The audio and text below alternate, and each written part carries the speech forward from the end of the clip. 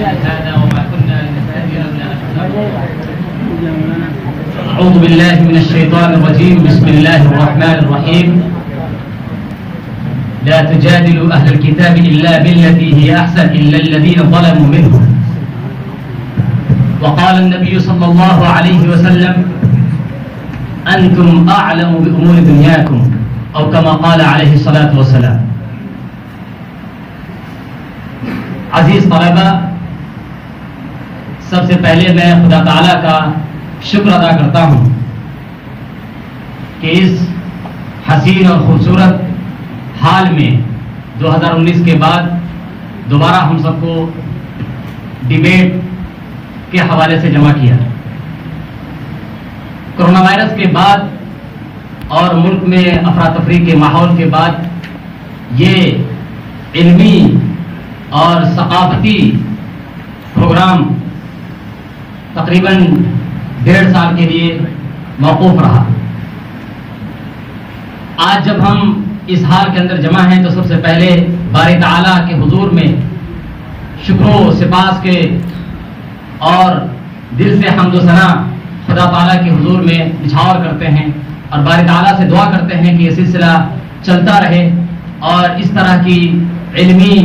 اور ادبی مجلسیں قائم ہوتی رہیں تاکہ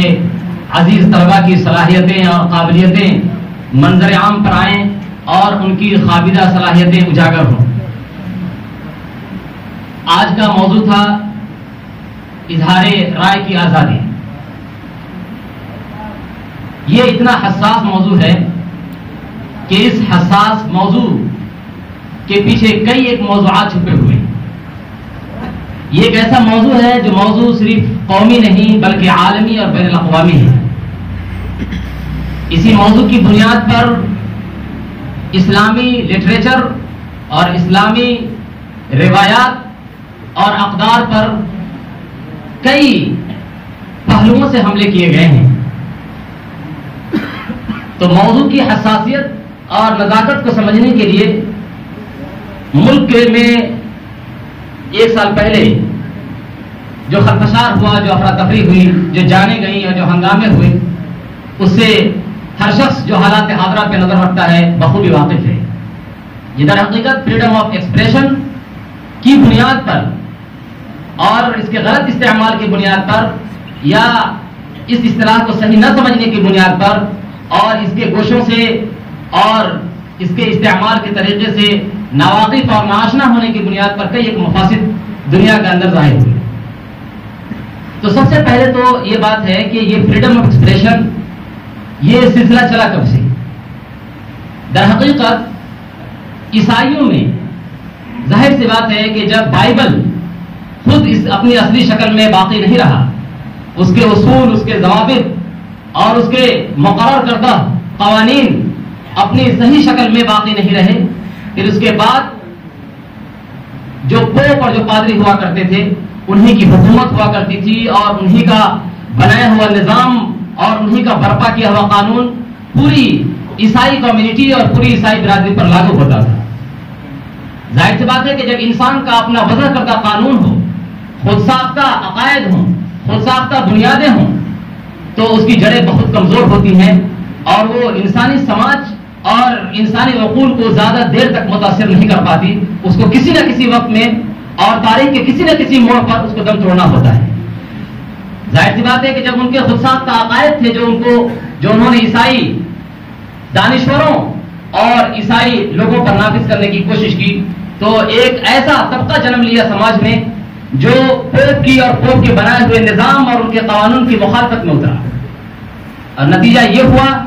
کہ پوپ کی جو حکومت تھی اور جو سماج میں اس کی قوت اور اس کا اثر تھا، اس کے اثر کے خاتمے کے لیے ایک الگ طبقے نے جنم لیا اور اس طبقے نے کہا کہ پوپ کی کوئی بھی بات قابل تسلیم نہیں ہے. ہمیں مکمل آزادی چاہیے مذہب سے، ہمیں مکمل آزادی چاہیے چرچ سے، ہمیں مکمل آزادی چاہیے بائبل کے نظام سے، ہمیں مکمل آزادی چاہیے ان کے خود ساختہ عقائد سے. جب وہاں سے یہ آزادی جنم لیے، ظاہر سی بات ہے کہ جب انسان کے فطری نظام کو آپ دبانے کی کوشش کریں گے تو ایک دوسرا نظام جنم لے گا. اور انہوں نے ان کی جو عیسائی تھے ان کا بولنا اور افکار کا اظہار کرنا ضمیر پر چھپنے والے چیزوں کو لوگوں کے سامنے بتانا بالکل یہ ممنوع قرار دیا تھا. اس لیے یہ آگ ان کے دلوں میں سلگ رہی تھی اور یہ چنگاری جل رہی تھی, اور پھر یہی جوار پھاٹا ان کے دلوں میں پھوٹا, اور پھوٹنے کے بعد یہ منظر عام پر اور چوراہوں کے اندر آیا, اور پھر اس کے بعد انہوں نے پوپ کے بنائے ہوئے نظام کے خلاف بالکل یہ طے کر لیا کہ جب تک ہم اس نظام کو ختم نہیں کریں گے اس وقت تک ہم چین نہیں لیں گے. پھر اس کے بعد عیسائیوں میں دو الگ الگ ٹیمیں اور دو الگ الگ جماعتیں بن گئیں, ایک کیتھولک اور ایک پروٹسٹنٹ, جنہوں نے ایک نے تو یہ کہا کہ مکمل جو بائبل کا نظام ہے اس کو ہم فالو کریں گے, اور ایک جو جماعت تھی پروٹسٹنٹ تھی, انہوں نے کہا کہ بائبل کے آدھے حصے کو مانیں گے آدھے حصے کو نہیں مانیں گے. اور پھر اس کے بعد جو بچا کچا بائبل کا کچھ حصہ تھا اس کو بھی, اس کا بھی انہوں نے تیا پاچا, اس کا بھی انہوں نے حصے بکرے کر دیے, اور جو ایک بنا بنایا نظام تھا اس نظام کو تر بکر کر دیا. یہ نظام وہاں سے چلا ہے. بلکہ اگر یہ دیکھا جائے اظہار رائے کی آزادی والا مسئلہ, تو یہ مسئلہ خود دور نبوت کے اندر بھی موضوع بحث رہا ہے. جناب نبی کریم صلی اللہ علیہ وسلم کی تحریک کو, آپ کے مشن کو, آپ کی دعوت کو, اور آپ کے لائے ہوئے عالمی اور آفاقی ربانی اور رحمانی نظام کو توڑنے کے لیے اور اس کے اندر سد سکندری بننے کے لیے خود ابو جہل اور ابو جہل کے چٹے بٹے اور اس کے پیچھے چلنے والے ہزاروں کی تعداد میں جو کفار و مشرکین تھے وہ بھی آڑے آئے, اور انہوں نے رائے کی آزادی باقاعدہ کی. انہوں نے آپ علیہ الصلوۃ والسلام کو کہیں ساحر کہا, آپ کو کہیں مجنون کہا, آپ کو یہ کہا کہ کہیں سے یہ کلام چرا کے لاتا ہے. ظاہر سی بات ہے کہ یہ اظہار رائے ہی ہے جو وہ حضرت نبی کریم صلی اللہ علیہ وسلم کی شان اقدس میں جو گستاخی کی. تو آج کے اس دور میں جو اظہار رائے کی آزادی کے تلے اور اس کے بیرن کے پیچھے جو یہ عناصر جو سماج کے لیے بھی اور معاشرے کے لیے بھی اور خود قوموں کو بانٹنے کے لیے بھی جو کام عناصر کر رہے ہیں, ان عناصر کا جو سلسلہ ہے وہ سلسلہ کفار مکہ سے جا ملتا ہے. گویا کہ یہ تاریخ وہاں سے چل رہی ہے. لیکن یہ سلسلہ اور آگے بڑھا جب ہیومن رائٹس کے نام پر 1948 کے اندر جب اس کا حقوق انسانی کا منشور بنا اور حقوق انسانی کے منشور کا اعلامیہ پورے عالم پر نافذ کرنے کی کوشش کی گئی, اور اس میں 3 بنیادیں رہیں, ایک تو انصاف, دوسرا مساوات اور تیسرا حقوق. اور حقوق کے ذیل میں سب سے زیادہ جس پر ترکیز کی گئی ہے وہ ہے اظہار رائے کی آزادی. نتیجہ یہ ہوا کہ اس اظہار رائے کی آزادی کے نتیجے میں دشمنان اسلام کو اور فاسد عناصر کو اسلام پر براہ راست اٹیک کرنے کا موقع ملا. ان کو اب کوئی آڑ بھی نہیں تھا, کوئی حجاب بھی نہیں تھا, اور کوئی رکاوٹ اور کوئی مانع چیز بھی نہیں تھی جو ان کو اسلام پر ڈائریکٹ حملہ کرنے سے اور ذات رسول صلی اللہ علیہ وسلم کی شخصیت کو داغدار کرنے کے لیے اور احادیث نبویہ میں شکوک و شبہات پیدا کرنے کی جو بھی سبیلیں ان کے پاس میسر آ سکتی تھی, ان تمام راہوں کو انہوں نے پیدا کیا, اور مسلمانوں کو اور بالخصوص یونیورسٹیوں اور جامعات میں پڑھنے والے لوگوں کو الحاد اور زندقی کی طرف لے گئے. در حقیقت یہ اتنا حساس مسئلہ ہے کہ یہ سب مسائل جو آج پیدا ہو رہے ہیں وہ سب اظہار رائے کی آزادی کی وجہ سے. ابھی ڈیبیٹ کے اندر یہ بات چل رہی تھی کہ اسلام نے اظہار رائے کی آزادی سے کبھی منع نہیں کیا. لا يحب الله الجهر بالسوء الا من ظلم, کہ اللہ تبارک و تعالی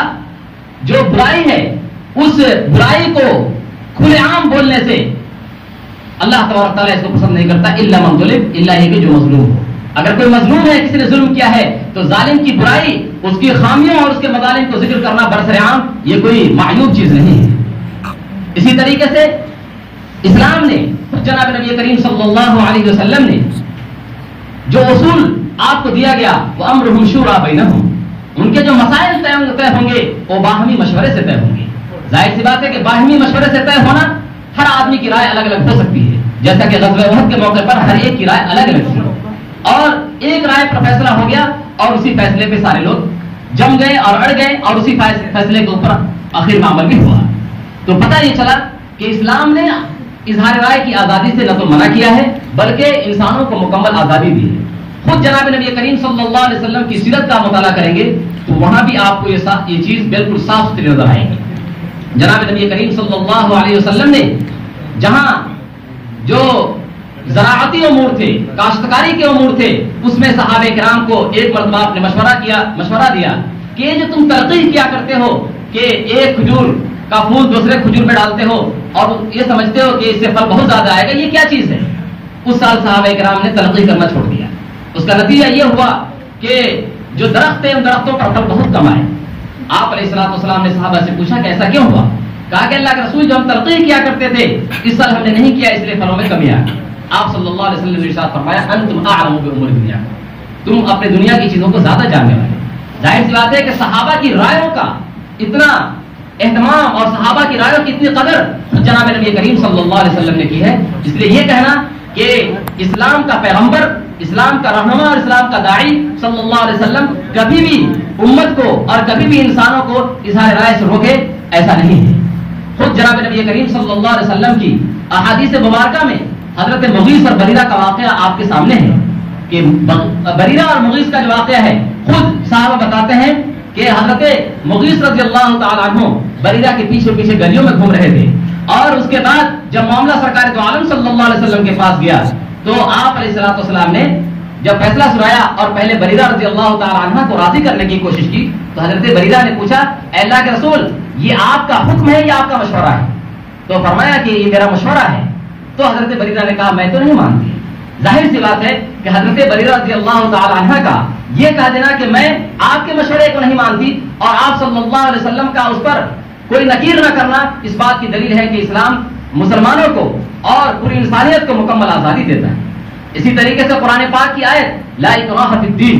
ایک ہی سماج کے اندر مدینہ کے اندر، اور اس وقت جبکہ حضرت عمر فاروق رضی اللہ تعالیٰ عنہ کے زمانے میں اسلام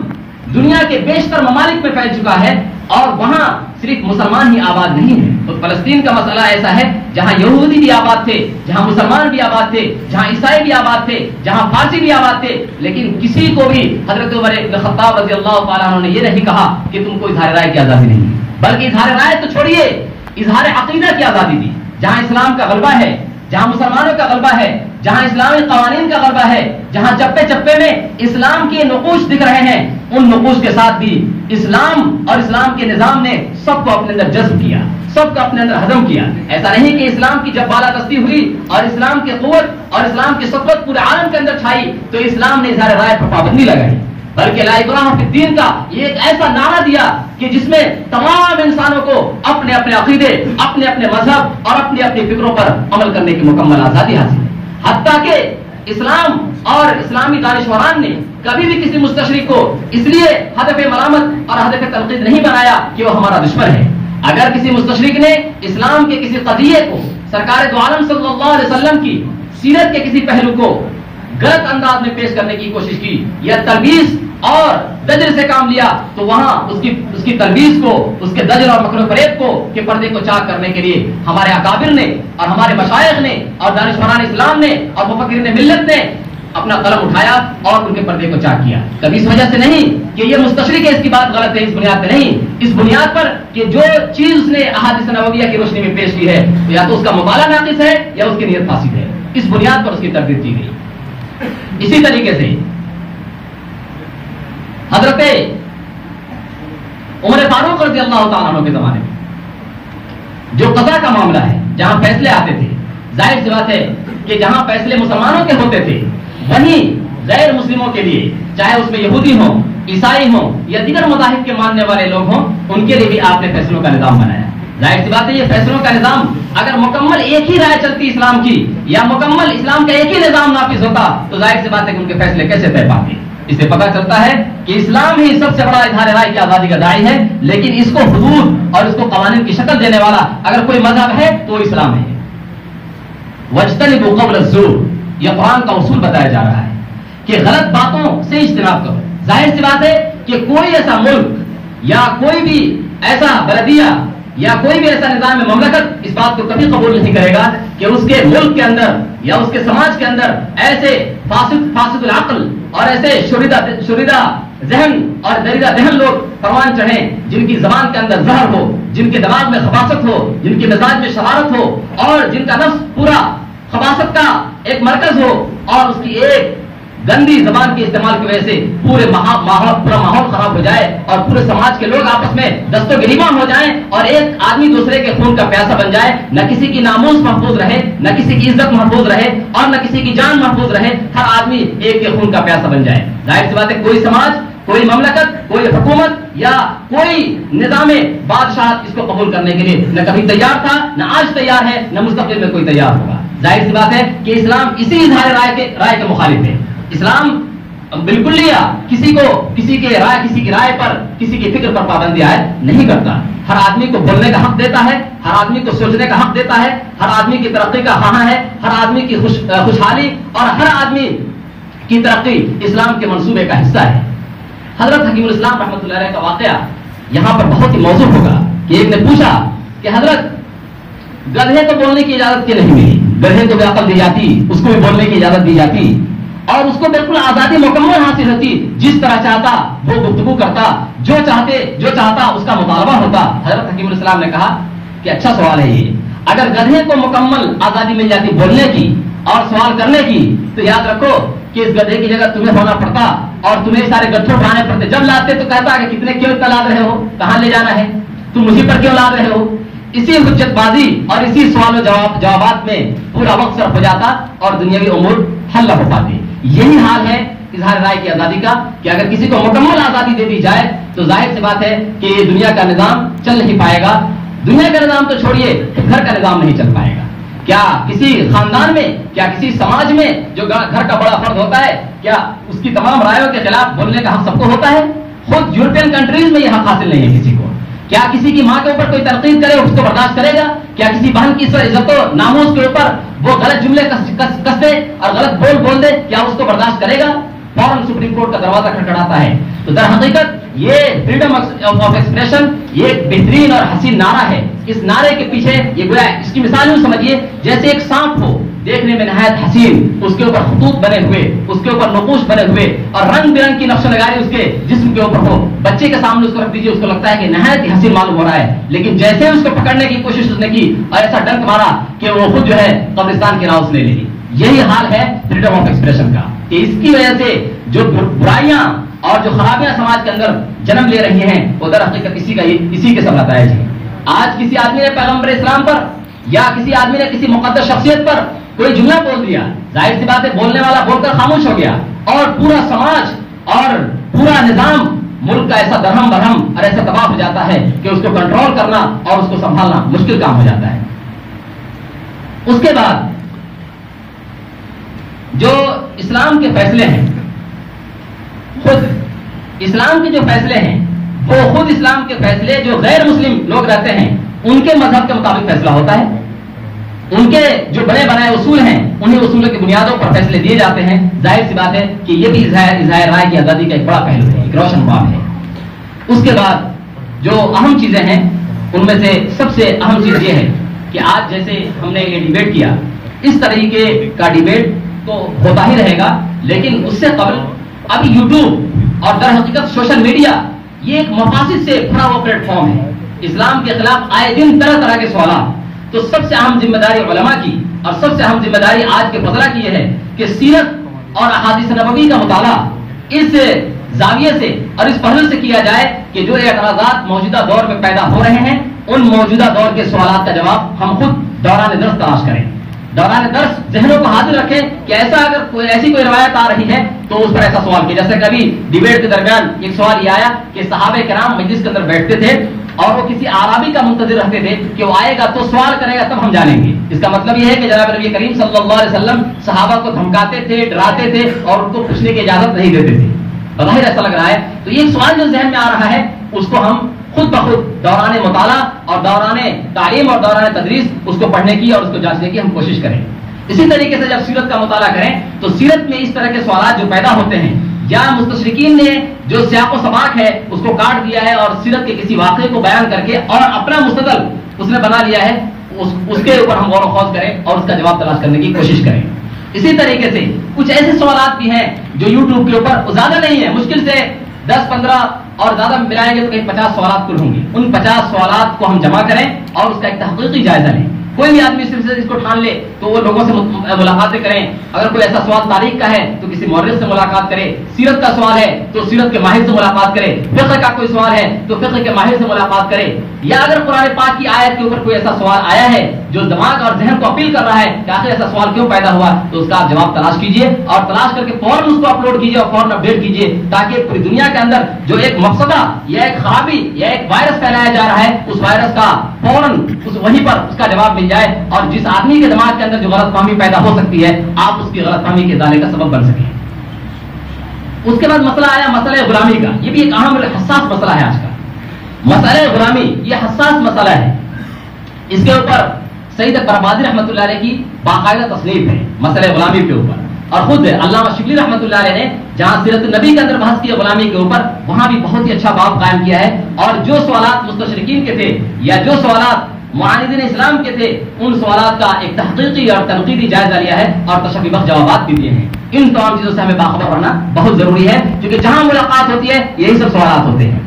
آج کل ہمارے دور کا مسئلہ چل رہا ہے, وہ مسئلہ بھی نہایت ہی توجہ کا باعث مسئلہ ہے, اس پر بھی غور کرنے کی ضرورت ہے. آج یہ دور ایسا ہے کہ جس دور میں ہمارے اکابر نے جو جوابات دیے تھے, جو سوالات پیدا ہو رہے تھے, اسی طریقے سے یہ دور بدلا ہے تو سوالات کے انداز بھی بدلے ہیں. لیکن ظاہر سی بات ہے کہ اگر آپ اوپر جائیں گے تو ساری چیزوں کا دار و مدار عقل کے اوپر ہے. جس طریقے سے معتزلہ کی عقل میں یہ بات نہیں آ رہی تھی کہ میزان کیسے قائم کی جائے گی, ترازو کیسے قائم کیے جائیں گے, اعمال کیسے تولے جائیں گے, تو اس دور کے فقہا نے, اس دور کے محدثین نے, اس دور کے مناظرین اسلام نے اور اس دور کے مناقشے میں حصہ لینے والے فرزندان اسلام نے اس کا دندہ شکن جواب دیا اور جواب دینے کی بھرپور کوشش کی. لیکن سائنٹیفک ایجادات اور سائنٹیفک تحقیقات نے آج اس کو بالکل واشکاف کر دیا کہ ان کے سوالات بالکل بوڑھے تھے, لچر تھے اور بے بنیاد اور باطل قسم کے سوالات تھے. آج بھی اس کا تقاضا یہ ہے کہ ہم بالخصوص حضرت تھانوی رحمۃ اللہ علیہ کی کتاب اشرف الجواب اس کا ضرور مطالعہ کریں, اس کا ضرور مطالعہ کریں. اس میں حضرت تھانوی رحمۃ اللہ علیہ نے نہ یہ کہ صرف جوابات دیے ہیں بلکہ جوابات کے ساتھ ساتھ اصول بھی بتلائے ہیں, جن اصولوں کی بنیاد پر ہم جو سوالات ابھر رہے ہیں, جو شکوک و شبہات پیدا کیے جا رہے ہیں, ان کا ہم تشریح بخش جواب دے سکتے ہیں. آخر میں جتنے مساہمین ہیں, میں ان تمام کو تہ دل سے اور ادارے کی جانب سے, خود منتظم ادارہ کی جانب سے میں ان کا شکریہ بھی ادا کرتا ہوں اور ان کو مبارکبادی بھی پیش کرتا ہوں کہ انہوں نے ایک نئے موضوع پر تیاری کی اور اچھا خاصا مواد یہاں پیش کرنے کی انہوں نے کوشش کی. اور جو سامعین طلبہ ہیں ان سے میں گزارش کرتا ہوں کہ یہ طلبہ ان موضوعات کو سمجھ کر کے وہ سوچیں کہ پہلے موضوعات تھے رد بریلویت کے, رد شیعیت کے, رد قادیانیت کے, رد رضاخانیت کے, اور آج یہ سب مسائل ہیں جو عقلیات کی بنیاد پر اور جو شکوک و شبہات کی بنیاد پر پیدا کیے جا رہے ہیں. ان موضوعات کو ہم اپنے مطالعے کا موضوع بنائیں اور اس کے اوپر جو کتابیں دستیاب ہیں مارکیٹ کے اندر ان کو حاصل کریں, ان کا مطالعہ کریں. آخری بات, اینکر سے دو گزارشات. ایک تو یہ کہ سوالات جب ہم کریں گے, جس طریقے سے آج کا جو فارمل ڈیبیٹ ہے, جو آفیشیل ڈیبیٹ ہوا کرتا ہے, تو آپ ایک ہی کو موضوع بحث نہ بنائیں. معلوم یہ ہوا کہ عالم دین صاحب نے سوال کیا 4 سوالات لگاتار, تو ہوگا یہ کہ سارے لوگ اس کو سنیں گے, یہ 4 آدمی ایسے نظر انداز ہو گئے. تو جن مہمانوں کو آپ نے بلایا ہے جو